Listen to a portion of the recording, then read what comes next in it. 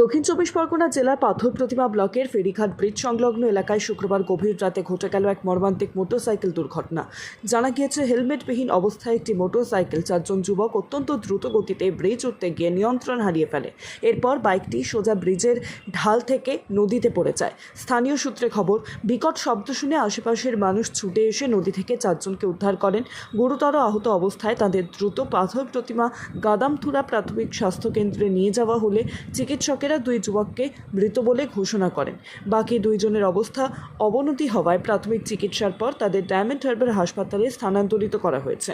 জানা গিয়েছে, দুর্ঘটনাগ্রস্ত চারজনের বাড়ি রায়দিঘি বিধানসভার কুমোরপাড়া এলাকায়। যদিও রাত পর্যন্ত মৃত ও আহতদের পরিবারের সদস্যদের সঙ্গে যোগাযোগ করা সম্ভব হয়নি। খবর পেয়ে ঘটনাস্থলে পৌঁছয় ঢোলাহাট থানার পুলিশের মানবিক ভূমিকায় আহত দুই যুবককে দ্রুত গাড়িতে করে ডায়মন্ড হারবার হাসপাতালে পাঠানো হয়।